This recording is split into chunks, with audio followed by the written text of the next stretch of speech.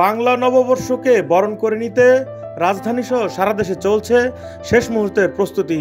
আগামীকাল পহেলা বৈশাখ, নতুন বছরের প্রথম দিনকে ঘিরে উৎসবের আমেজ ছড়িয়ে পড়েছে সর্বত্র।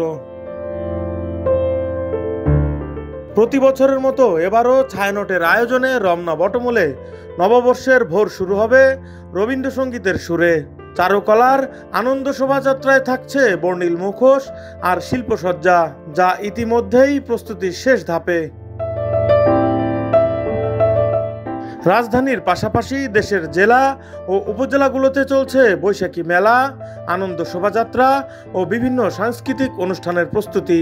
পাশাপাশি জোরদার করা হয়েছে নিরাপত্তা ব্যবস্থাও। রাজধানীর বিভিন্ন এলাকায় বসানো হয়েছে সিসিটিভি ক্যামেরা, মোতায়েন রয়েছে আইনশৃঙ্খলা বাহিনীর অতিরিক্ত সদস্য। এদিকে নিরাপদ ও আনন্দঘন পরিবেশে নববর্ষ উদযাপন করতে এবছর ডিএমপির 18,000 সদস্য মোতায়েন থাকবে বলে জানিয়েছেন ডিএমপি কমিশনার শেখ মোহাম্মদ সাজ্জাদ আলী। এ সময় উৎসব মুখর পরিবেশে পহেলা বৈশাখ পালনে নগরবাসীর সহযোগিতা চান তিনি। প্রতি অনুষ্ঠান স্থলের পরিবেশ গেটে আর্চওয়ে ও হ্যান্ড মেটাল ডিটেক্টর দিয়ে তল্লাশির ব্যবস্থা করা হবে। অনুষ্ঠান স্থল ও শোভাযাত্রার রুটসমূহ সিসি ক্যামেরা দ্বারা, স্টিল ক্যামেরা, ভিডিও ক্যামেরা ও ড্রোন ক্যামেরা দ্বারা সার্বক্ষণিক মনিটরিং করা হবে। অনুষ্ঠান স্থলের চারপাশে ও শোভাযাত্রার রুটে পর্যাপ্ত পরিমাণ পিকেট ও পেট্রোল ও লাইনিং ব্যবস্থা থাকে।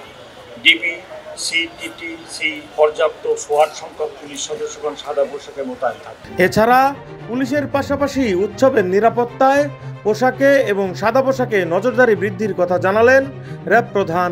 নববর্ষ আমাদের জাতীয় জীবনে একটি গুরুত্বপূর্ণ অনুষ্ঠান।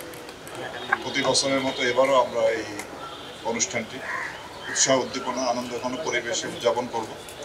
এই জন্য র্যাপিড অ্যাকশন ব্যাটালিয়ন ঢাকা সহ সারা বাংলাদেশে নিরাপত্তামূলক ব্যবস্থা গ্রহণ করেছে।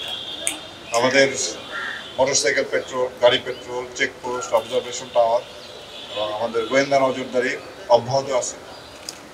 আমরা অন্যান্য আইনশৃঙ্খলা রক্ষাকারী বাহিনীর সাথে সমন্বয় রেখে এবং বিভিন্ন সাংস্কৃতিক গোষ্ঠী এবং জনপ্রতিনিধি, আপামর জনগণ সবার সাথে আমরা সমন্বয় রেখে এই অনুষ্ঠানে যাতে সুষ্ঠুভাবে সুন্দরভাবে করা যায় তার সব রকম ব্যবস্থা আমরা গ্রহণ করেছি। রমনা বটমূল সহ যে সকল এলাকায় বৈশাখের বিভিন্ন ভেন্যু রয়েছে সেসব এলাকায় ট্রাফিক ডাইভারশন মেনে চলার জন্য নগরবাসীর প্রতি অনুরোধ জানানো হয়েছে ডিএমপি ট্রাফিক বিভাগের পক্ষ থেকে।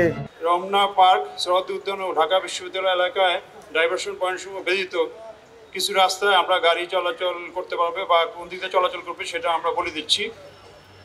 মিরপুর ফার্মগেট হইতে শাহবাগ অভিমুখী যাত্রীবাহী যানবাহন বাংলা মোটর ক্রসিং হতে বামে মোড় নিয়ে মগবাজার ক্রসিং হয়ে গন্তব্যে পৌঁছতে পারবে। পুরনো গ্লানি মুছে নতুন সম্ভাবনা আর আশার আলোয় উদ্ভাসিত হয়ে উঠবে সমগ্র বাংলাদেশ।